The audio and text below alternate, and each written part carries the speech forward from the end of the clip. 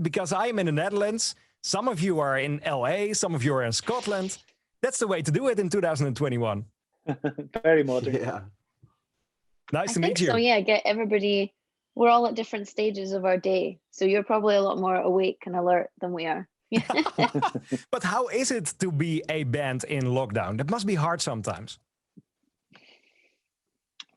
It's definitely had its moments. It's had its challenges, but I think over the course of last year, we were able to recalibrate what the band was. Like, so much of what we do is touring and promo and loads and loads and loads of touring. So it was interesting to have all those things be taken away and be like, okay, well, what is the band when nobody sees us and nobody knows we exist?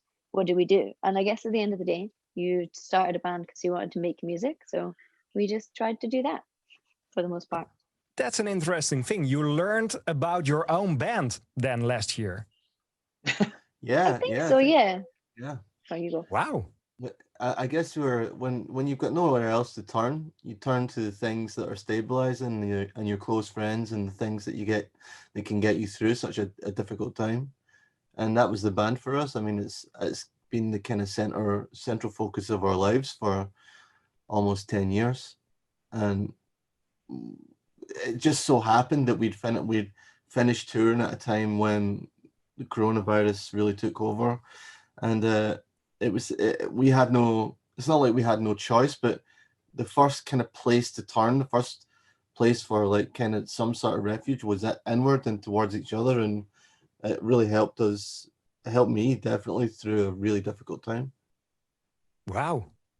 That sounds so it's a good thing to reflect sometimes. Maybe after this, you are going to do that more often.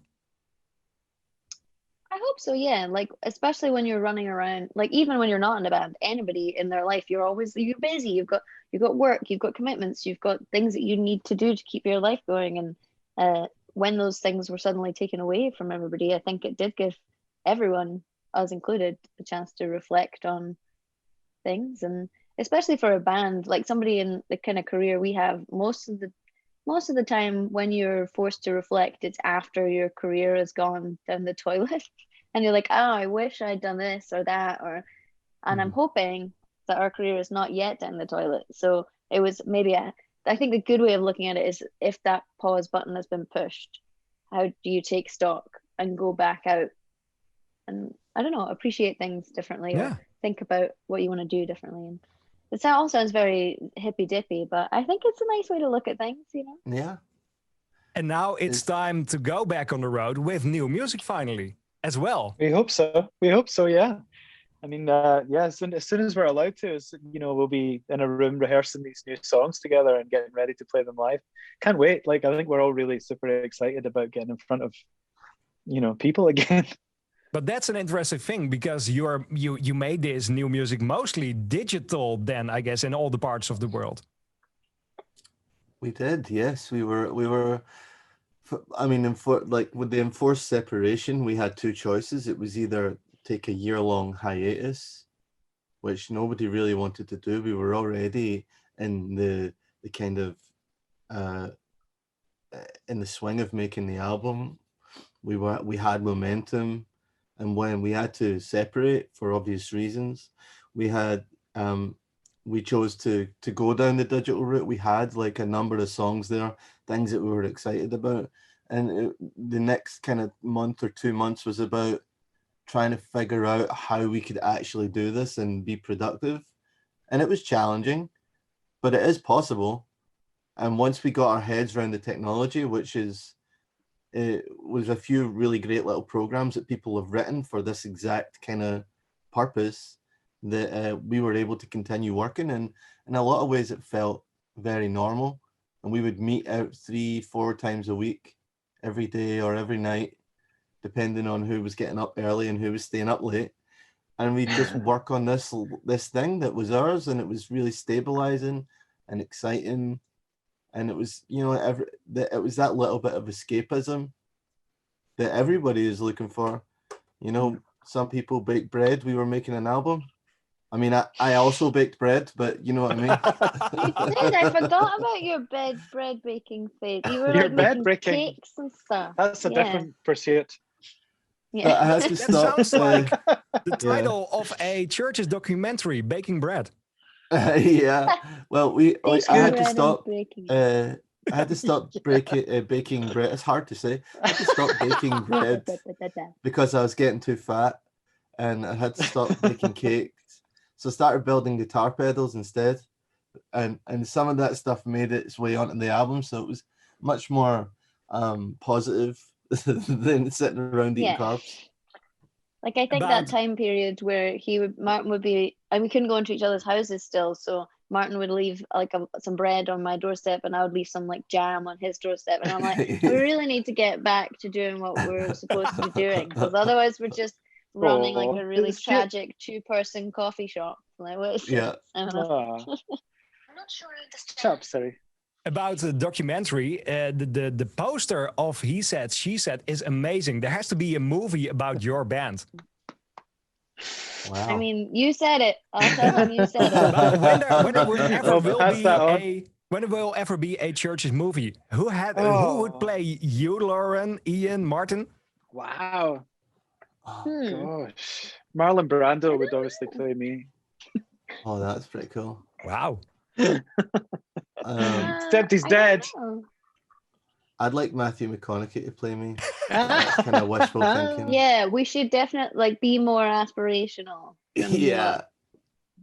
I don't know. That's good. I want to say like, well, I guess it depends. I want to wait till we're much older and then get Meryl Streep to be me. Wow. But then we would need to. I don't know how that would work time wise. I'm not sure. At the 5th greatest hits album, she could play you. You know, I think she can play anything, so I'm sure she could do that. But yeah, it's maybe, definitely like. Sorry, maybe Anthony Hopkins could play me then. That'd be pretty cool. Let's go for that. And in about 50 years, someone will play me, and then we're going to do this conversation. There we go. Movie. This is the beginning of the idea.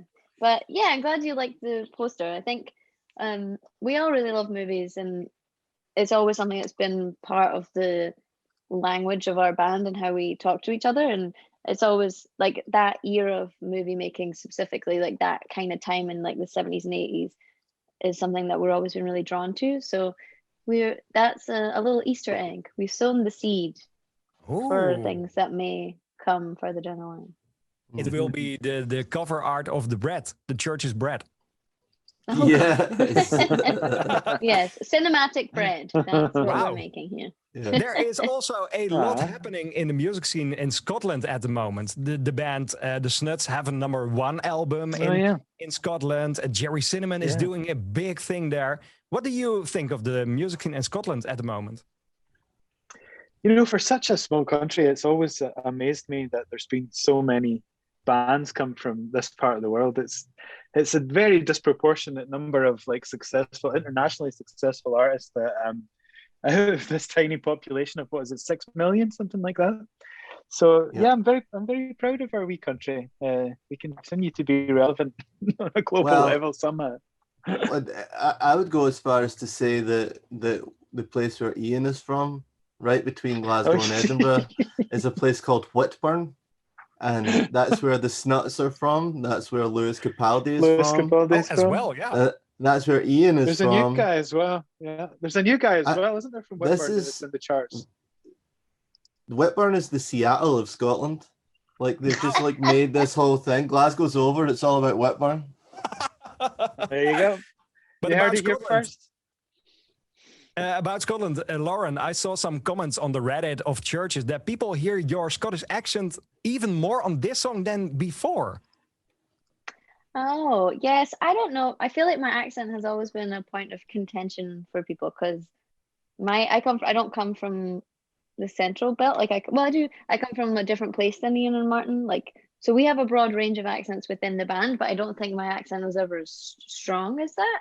And yeah, I don't know. I don't tend to think about it consciously when we're recording. So I wasn't consciously like, let's make this new record more Scottish sounding than the previous ones. I think it just is a natural ebb and flow of your language. And if anything, that's weird because all last year I was locked in America with all Americans, and I live with an English person. So if anything, it should be the least Scottish it's ever been. But I don't know. I don't know. Well, that's I think that's good. I don't know. I don't want to ever put it on purpose, but I don't know. I think there's enough. You listen to the radio and there's enough voices and accents and tones that all sound the same anyway. So if you can have something that feels a bit more out of the ordinary, then I think that's good. I'm not going to start doing like proclaimers or whatever, but you know, maybe next time. Maybe next. You go, will you send back? Very good. I can't wait to hear more music. Oh wow! Yes, that'd be bad. Wow. that was me doing us as. And how would it sound like Meryl Streep doing this? Oh wow! Well, I think Meryl would just fully inhabit the character. You know, I think she would. I don't think I've ever heard her do Scottish. I wonder. I don't know if I have either. Maybe I like to believe she would. Yeah, she would do it in the kind of with the Devil Wears Prada kind of coldness, but like with a Scottish accent is what I hope. In my the only thing fantasy. we need to have now is a name for the movie. I was about to say a name, and then that would be a big giveaway of things I'm not allowed to give away yet. But this is a terrible interview when people do interviews about stuff they can't talk about. But in a certain amount of time, it will all become clear, and you will know when you see about it. Yeah. Yes. You'll when you see this information, you'll be like, oh, that must have been what she meant. Wow, it will be a good year for churches. I hope so. Hopefully yes, and thank you guys for being so kind to us. We appreciate you picking up the tune, and we saw online that you were doing it, so thank you. I can't wait to see you finally back in the Netherlands, because that's way too long. It was 2018, I guess. Whoa. Long time. And we always have so much fun playing shows there, and yeah, somewhere we go every single album. So we're very excited to hopefully be able to play some shows, and when we can, we'll definitely come see you guys, because you're always welcome here. And we are going to shoot some footage for the movie or the documentary here. There we go. Perfect. Yes, important interviews at the KINK office. Yes, it's all good. Lauren, Ian, and Martin, thanks for joining me today. Thank you so much, Thank you for making the time, Jasper. It was so